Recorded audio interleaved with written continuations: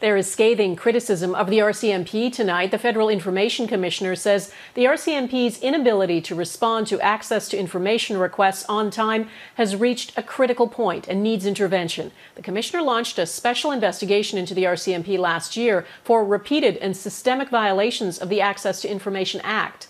Today, that report was tabled in the House of Commons. In it, Caroline Maynard calls for an urgent change of course. She made 15 recommendations and says the situation at the RCMP is critical and may soon be past the point of no return unless senior leaders within the organization take action immediately.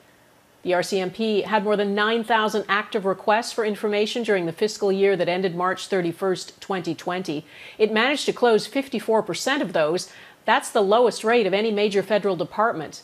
The government-wide closure rate is 83%. Today's report noted that while the RCMP asserts it has implemented many strategies to improve response times under the Act, the strategies implemented to date have failed to improve the RCMP's performance. Global News has uncovered exclusive new details about an independent probe involving a suspected mole in the RCMP. Cameron Ortis, a former high-ranking civilian intelligence official, is accused of leaking government secrets and preparing to share other classified information. As Mercedes Stephenson reports, an independent review ordered by the force found senior leaders within the RCMP failed to effectively deal with allegations about Ortis's pattern of behaviour towards employees.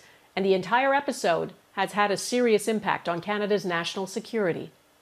The RCMP had big plans to become a global intelligence player, taking Canada to the next level, with a secretive intelligence capability that would use highly classified information from spies, working their sources and intercepting communications and intelligence around the world.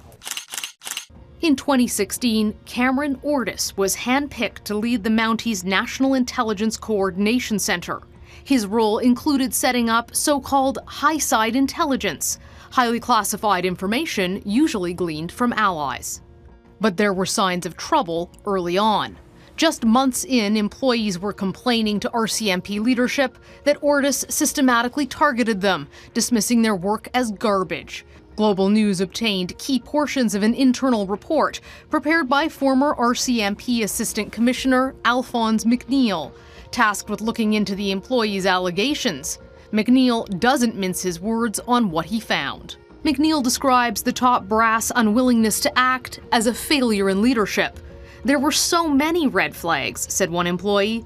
We were ignored completely because of what senior management thought, said another. McNeil heard that an old boys club, including former Commissioner Bob Paulson, shielded Ortis from complaints. Paulson has denied those allegations in the past, but did not respond to a Global News request for comment on the McNeil report.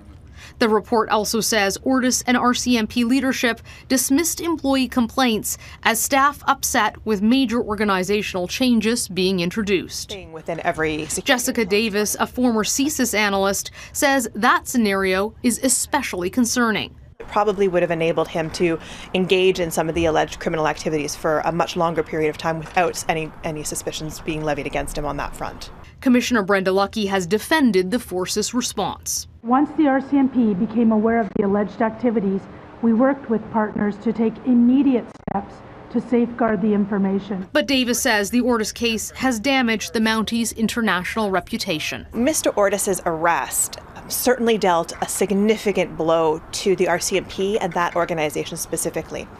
If that organization was establishing relationships and trust in terms of partnerships with other law enforcement intelligence functions, that would have been seriously eroded by his arrest. A national security source close to the investigation told Global News the kind of behaviors Ortis allegedly exhibited are considered classic warning signs of someone who is at high risk to become an insider threat. But the RCMP brass did not effectively address the problem. Donna? Mercedes Stephenson in Ottawa, thanks.